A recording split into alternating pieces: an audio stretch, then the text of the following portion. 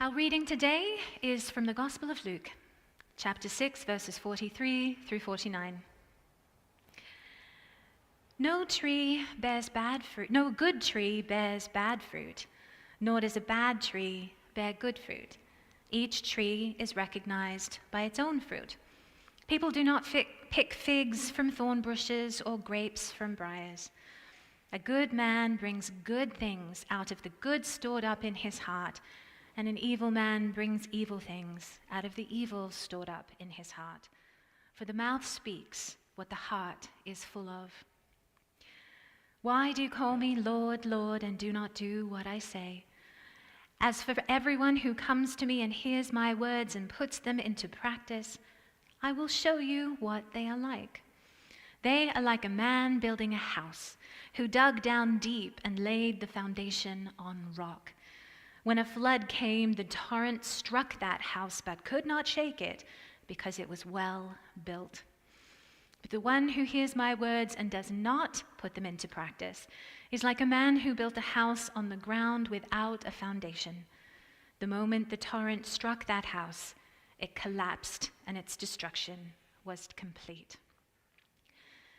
May God bless the hearing and the living of this word. And further from the writings of Emanuel Swedenborg, True Christianity number 245. As everyone knows, the church depends on its body of teaching, and its body of teaching is based on the word.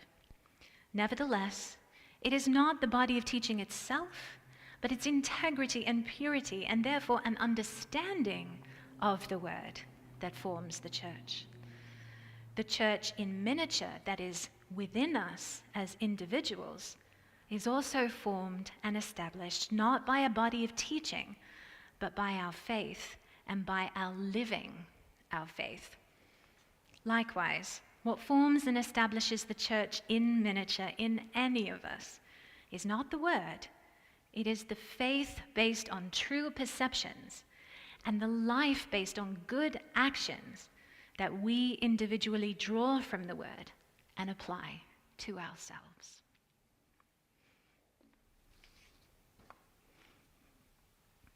So, my friends, today we explore a section of Jesus' teaching in the Gospel of Luke, which concludes what is known as the Sermon on the Plain. In this sermon, he teaches his disciples the Beatitudes, saying, "Blessed are the poor and those who mourn." He teaches them to love their enemies, to judge not unless they be judged, to be merciful, and to not be hypocritical. Jesus has provided his followers with a lot of learning, both in that sermon and through other experiences.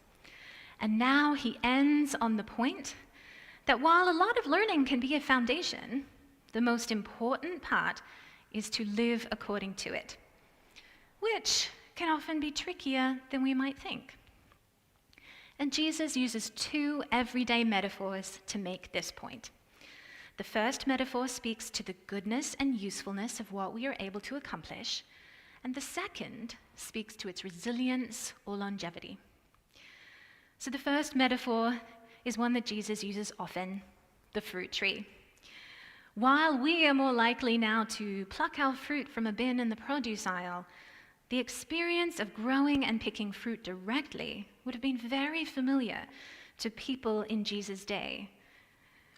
They would understand what it would make a good tree able to bear good fruit. The compost, the pruning, the conducive environment. Jesus was drawing an implicit parallel between all the teachings that he had just delivered and the compost and the good soil and the water that is necessary in creating a fruiting tree. But he is also implying that part of the picture is our willingness. We can give as much compost and water as we want to a thorn bush or a briar, but it will never produce figs or grapes. Likewise, if we have the heart of a thorn bush or a briar, we won't be able to produce truly good actions. But the combination of good teaching, what we in a religious context might call truth with a capital T, and a good heart filled as best it can be with love and good intention, This will produce good fruit in action. The second metaphor that Jesus uses is about building a house. Now, this would also be very familiar, especially to Jesus, who was a carpenter himself, or at the very least, a carpenter's son. The durability of a structure depends on the quality of its foundation. Deep foundations are particularly important when building on a floodplain. Such foundations must not only be able to withstand water, but also the soil erosion caused by a flood. So, Jesus calls upon the durability of rock.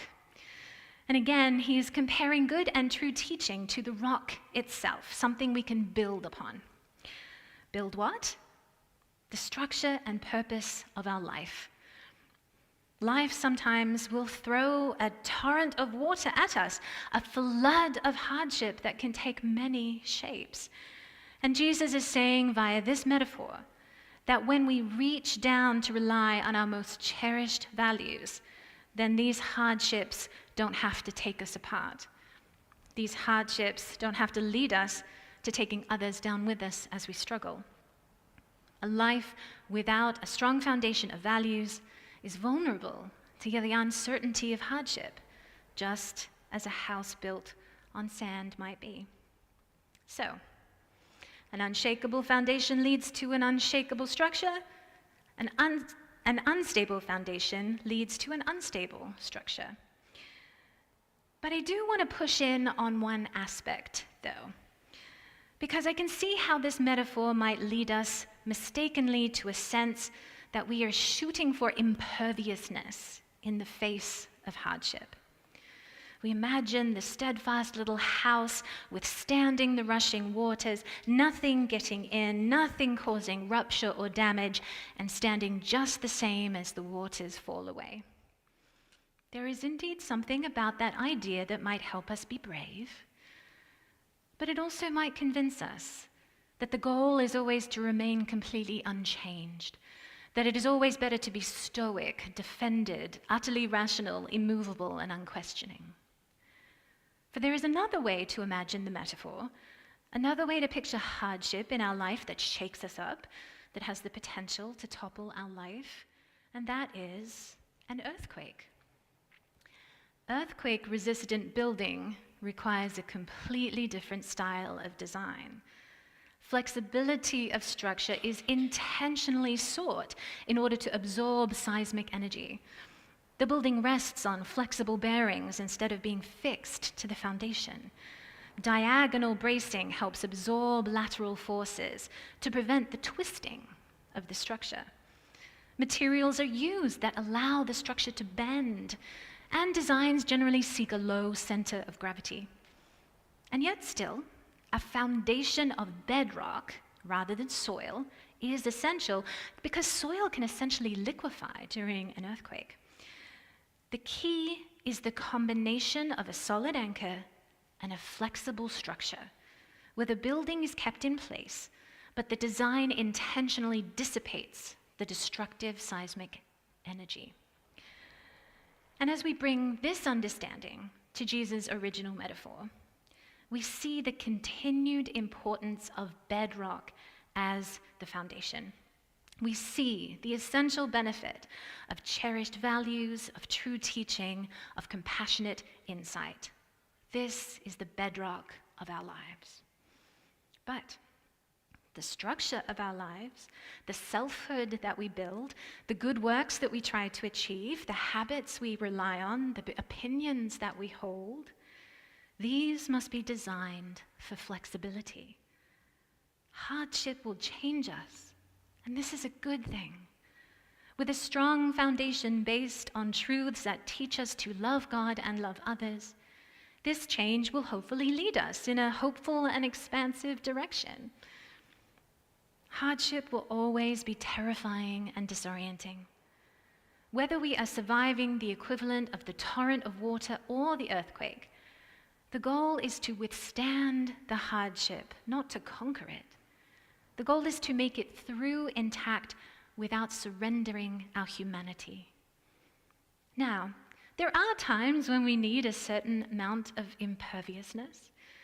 We want to be able to keep out certain things that might show up in hardship. Perhaps negative self-talk, the expectations of others, pessimism, avoidance, temptations towards cynicism, self-centeredness, or lashing out. We want these things to just flow on by while we hang on tight to our bedrock of trust, of the value of dignity for ourselves and others, the importance of rest and kindness, humility, curiosity, honesty, accountability. And then there are other times when we will need to be flexible to make it through hardship.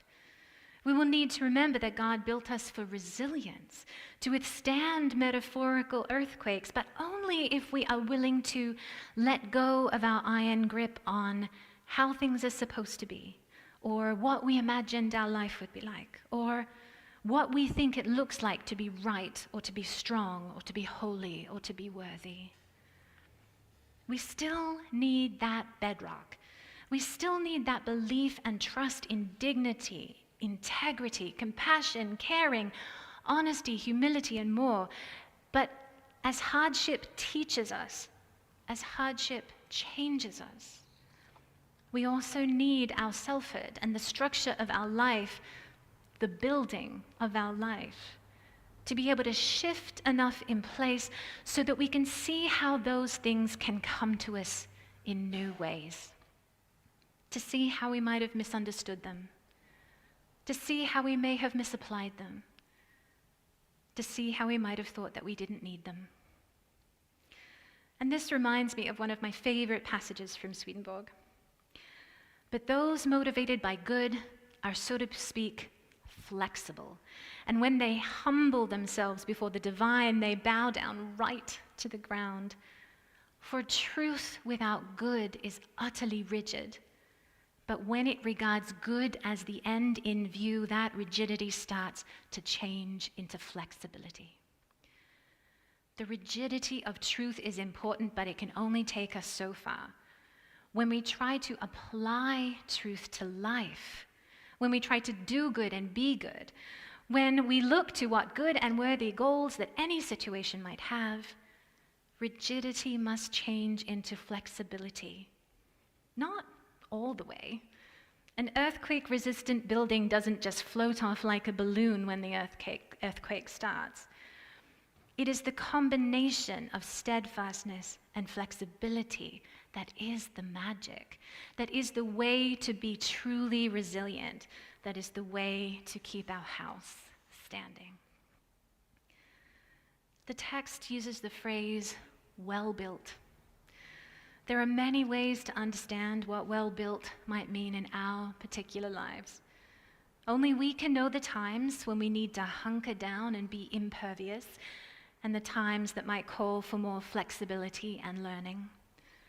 The key is looking towards the ultimate good. The key is thinking about what will produce the good fruit in the first metaphor that Jesus uses. The answer will always be some portion of relying on our bedrock and building with wisdom and adaptability. How much of each? Well, that's the trick, isn't it? That's what we get to live into. Amen.